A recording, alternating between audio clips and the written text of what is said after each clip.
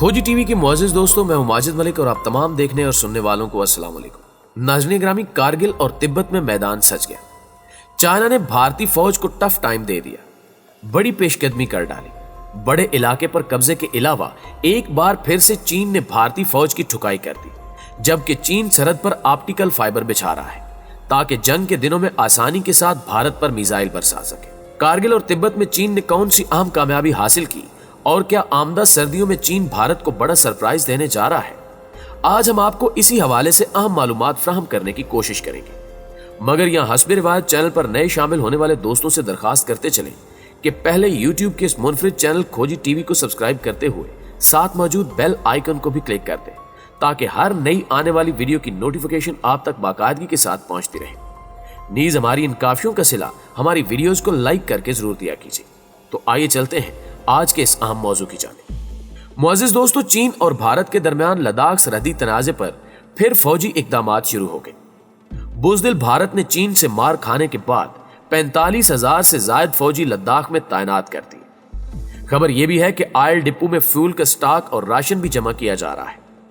भारतीय मीडिया ने यह भी दुनिया को बतलाया कि चीन भारत सरहद पर चीनी फौजियों की बड़ी तादाद पहुंच चुकी है। गुज़श्ता रोज चीनी फौज की जानिब से ताजा दम दस्ते सरहद पर भेजे गए। इन दस्तों में तकरीबन 15,000 चीनी फौजी शामिल हैं। इन इकदामात से मालूम होता है कि चीन भारत कशीदगी उरूज पर है, जबकि देखने और सुनने वाले मुअज़्ज़िज़ दोस्तों पर यह इंकिशाफ भी करते चले कि लद्दाख के मुतनाज़े इलाके में चाइना ने तेज रफ्तार मवासलात के लिए ऑप्टिकल फाइबर केबल बिछा दी है।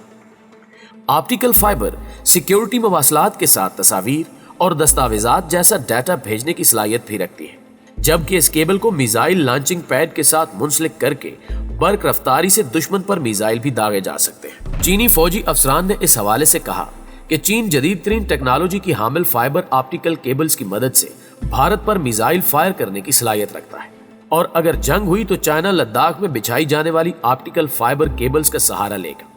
यूं भारत पर चंद ही सेकंड्स में सैकड़ों की तादाद में मिसाइल फायर किए जा सकेंगे। प्यारे दोस्तों, गुज़श्ता रोज एक भारतीय ओहदेदार ने पेंगांगसू झील के जनूबी किनारे का हवाला देते हुए कहा कि हमारे लिए सबसे बड़ी परेशानी यह है कि चीन ने तेज रफ्तार मवासलात के लिए ऑप्टिकल फाइबर केबल बिछा दी। इस तरह की केबल की बदौलत पुरखतर इलाकों में अफवाज को बेहतर अंदाज में मवासलाती रसाई हो सकेगी। भारतीय सरकारी ओहदेदार ने मजीद बताया कि पेंगांगसू झील के जनूब में बुलंदी में वाक़े सहरा की रेत में सैटेलाइट की तस्वीरों में गैर मामूली लकीरें नजर आने पर हुक्काम को इस तरह की सरगर्मी से आगाह किया गया। माहिरीन ने बताया कि ये लकीरें खंदकों में बिछाई गई मवासलाती केबल्स हैं। दूसरी जानिब चीन की जानिब से भारत को बड़ा जख्म देने की तैयारियां मुकम्मल कर ली गई हैं। लद्दाख के इलाके पर कब्जे के बाद चीन ने ऐसा प्लान तैयार किया है जिसने मोदी के होश उड़ाकर रख दिए हैं।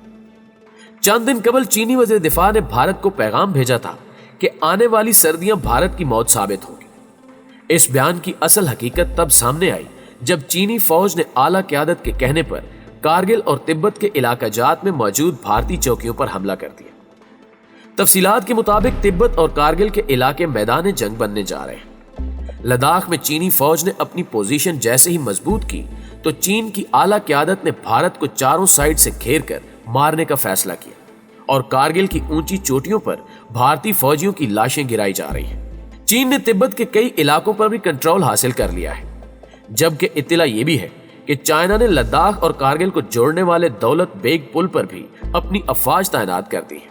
यूं कारगिल में मौजूद भारतीयों तक असले और खाने पीने की तरसील नामुमकिन हो चुकी है और कारगिल में सर्दी भी रफ्ता रफ्ता बढ़ रही है। यानी चीन के इस अमल से भारतीय फौज अपनी मौत आप मर जाएगी। नाज़रीन ग्रामी, भारत और चीन के माबैन कई माह से ज्यादा जारी रहने वाले फौजी तनाजे के बाद माहिरीन ने इंतबाही अंदाज में कहा कि जौहरी हथियारों से लेस दोनों ममालिक के दरमियान जारी कशीदगी गैर इरादी जंग की तरफ बढ़ सकती है। अमरीकी खबर रसां इदारे के मुताबिक 45 सालों से तहरीरी और गैर तहरीरी मुआहदों के एक तवील सिलसिले के बावजूद इस सरहद पर एक बेचैनी हमेशा बरकरार रही है। लेकिन पिछले कुछ महीनों से जारी मुख्तसर झड़पों ने यहां सूरत हाल को गैर मुतवक्की बना दिया है। खतरा बढ़ गया है कि दोनों तरफ से किसी भी गलत अंदाजे के संगीन नताइज बरामद होंगे, जिनकी गूंज इस सर्द सहराई खित्ते से बाहर तक जाएगी। भारतीय फौज के retired lieutenant general DS Hooda के मुताबिक सूरत हाल बहुत कशीदा है और किसी भी वक्त काबू से बाहर हो सकती है। अब इन्हिसार इस चीज पर है कि کہ فریقین ایک علاقے میں بھڑکتی آگ کو کس طرح باقی ملکوں میں پھیلنے سے روک سکتے ہیں۔ دونوں ایشیائی طاقتوں نے ایسے متعدد لاحاصل مذاکرات کیے جن میں بنیادی طور پر فوجی کمانڈر شامل رہے۔ ان مذاکرات کو سیاسی قبولیت بخشنے کا اشارہ دیتے ہوئے دونوں ممالک کے وزرائے دفاع نے جمعے کے روز روسی دارالحکومت میں اس تعطل کو ختم کرنے کی کوشش کی۔ 4 ماہ قبل لداخ میں ٹکراؤ کے بعد فریقین کا یہ پہلا اعلیٰ سطحی براہ راست رابطہ تھا۔ قبل ازیں مئی کی شروع میں دونوں طرف سے فوجیوں کے مابین شروع ہونے والے اس جھگڑے سے پہلے سرحدوں پر تناؤ شروع ہوا۔ جون میں صورتحال ڈرامائی طور پر بگڑتی چلی گئی جب بھارت کے مطابق چینیوں نے ڈنڈوں، پتھروں اور گھونسوں کے ساتھ لڑائی کی، جس میں 20 بھارتی فوجی ہلاک اور درجنوں زخمی ہو گئے۔ چین نے کسی جانی نقصان کی اطلاع نہیں دی۔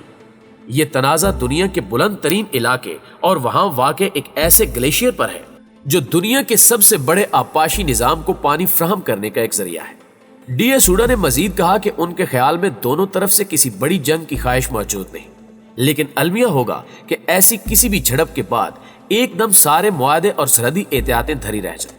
پیارے دوستو، بھارتی دفاعی تجزیہ کار راہل بیدی کا کہنا ہے کہ جون کی مہلک جھڑپ کے بعد بھارت نے سرحدی جنگ کے اصولوں کو تبدیل کر دیا ہے۔ مقامی فوجی کمانڈروں کو چینی فوجیوں کی جانب سے کسی بھی قسم کی کارروائیوں کا مناسب اور متناسب رد عمل دینے کی آزادی دی گئی ہے۔ دفاعی تجزیہ کاروں اور ریٹائر جرنیلوں سمیت بھارت کی اسٹریٹجک برادری کے ممبران کا کہنا ہے کہ چین کی فوج نئے محاذ کھول کر باہمی عدم اعتماد کو گہرا کر رہی ہے اور سردیوں سے پہلے فوری طور پر دستبرداری میں تاخیر کر رہی ہے، جبکہ اس خطے میں درجہ حرارت -50 ڈگری سیلسیس یعنی -58 فارنہائٹ تک گر سکتا ہے۔ ان کا کہنا ہے کہ موسم سرما میں یہاں فوج تعینات کرنے کی لاگت بھارت معیشت کے لیے بھیانک ہوگی، جو پہلے ہی کرونا وائرس کی وجہ سے ختم ہو چکی ہے۔ خبر رساں ادارے کے مطابق بھارت کی فوج کے لیے ایک اور تشویشناک بات یہ ہے کہ چین کے کلیدی اتحادی پاکستان کے ساتھ کشمیر کے مسئلے پر اس کا کئی دہائیوں پرانا علاقائی تنازع بھی ہے۔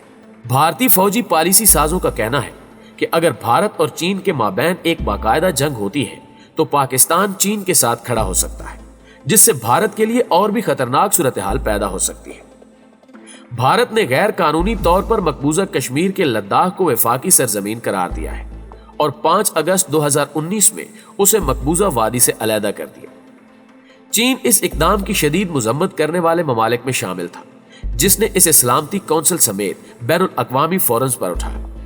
کچھ بھارتی اور چینی اسٹریٹجک ماہرین کے مطابق بھارت کے اس اقدام نے چین کے ساتھ موجود تناؤ میں بے پناہ اضافہ کیا، جس کے نتیجے میں جون کا سرحدی تصادم ہوا۔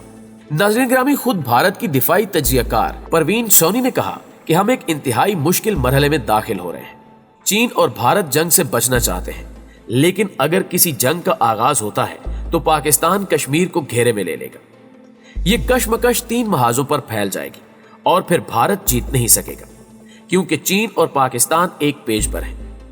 بعض مبصرین سوال کرتے ہیں کہ انڈیا چین تنازع میں پاکستان کہاں کھڑا ہے، تو اس کے جواب میں یہ توجیہ پیش کی جاتی ہے کہ پاکستانی حکومت انڈیا اور چین کے درمیان ہونے والے تنازع کی بنیاد 5 اگست 2019 کو انڈین حکومت کی جانب سے کیے گئے فیصلے کو سمجھتی ہے۔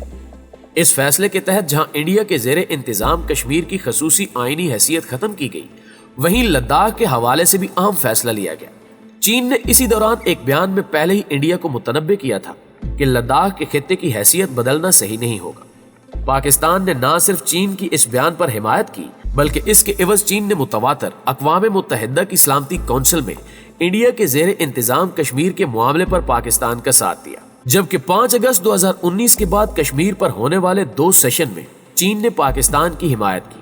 حال ہی میں اس واقعے کے 1 سال پورے ہونے پر ایک بار پھر چین نے اپنے بیانات کے ذریعے پاکستان کے موقف کو ہی برتری دی، لیکن اس وقت جہاں چین ایک اور سرد جنگ نہیں چاہتا اور بیلٹ اینڈ روڈ منصوبے کو فروغ دینا چاہتا ہے، وہیں پاکستان اقتصادی روڈ تعاون میں چین کا ساتھ چاہتا ہے۔ گورنمنٹ آف پاکستان کا موقف ہے کہ پاکستان چین کا ساتھ اصولی بنیادوں پر دے گا۔ موجودہ صورتحال میں اصولی طور پر انڈیا غلط ہے اور یہ جانتے ہوئے پاکستان انڈیا کا ساتھ نہیں دے گا، لیکن بات چیت کے ذریعے اگر یہ سلجھایا جا سکے تو صحیح ہے، ورنہ انڈیا کو خطے میں اپنی انا پرست پالیسی پر نظر ثانی کرنے کی اشد ضرورت ہے۔ ساتھ ہی چند حلقوں کی جانب سے یہ دعویٰ کیا جا رہا ہے کہ پاکستان اور چین نے شروع سے ہی ایک دوسرے کا ساتھ دیا ہے۔ ناظرین گرامی، 1962 کی چین انڈیا جنگ کے دوران पाकिस्तान की खामोश डिप्लोमेसी के बाद 1965 की इंडिया पाकिस्तान जंग में चीन ने पाकिस्तान का साथ दिया। दूसरा मौका 1968 में आया और वजह बना पेशावर से 6 किलोमीटर जनूब में मौजूद गुंजान आबाद इलाका बुडबैर। इस इलाके को तकरीबन 1959 से लेकर 1970 तक अमेरिका साबिक सोवियत यूनियन के खिलाफ जासूसी के लिए इस्तेमाल करता था। पाकिस्तान ने खुले लफ्जों में अमेरिका से इसे बंद करने का कहा। पाकिस्तान के इस इकदाम से चीन खुश हुआ और इसके फौरन बाद सोवियत यूनियन ने पाकिस्तान को एशियन सिक्योरिटी मुआहदे में शामिल होने की दावत दी। अगर बात की जाए मौजूदा दौर की तो पाकिस्तान और चीन के ताल्लुकात अब बहुत मुख्तलिफ हैं। इन ताल्लुकात की बुनियाद में जहां पाकिस्तान की जम्मू कश्मीर को हासिल करने की दरीना ख्वाहिश की तकमील शामिल है, वहीं इसमें एक 62 अरब डॉलर की राहदारी का मंसूबा भी शामिल है। चीन और इंडिया के दरमियान पुरतशद्दुद झड़प के चंद रोज बाद ही इंटर सर्विसेज इंटेलिजेंस यानी ISI ने अपने हेडक्वार्टर में एक इजलास तलब किया, जबकि पाकिस्तानी फौज के आला सरबराहान भी इन तमाम तर वाकयात का बगौर जायजा लेते रहे, जबकि जरूरत पड़ने पर चीन की हिमायत करने की हामी भी भरी। यानी चीन और पाकिस्तान एक हो चुके हैं और भारत किसी तौर जंगी महाज पर इन दोनों ताकतों का मुकाबला नहीं कर सकता।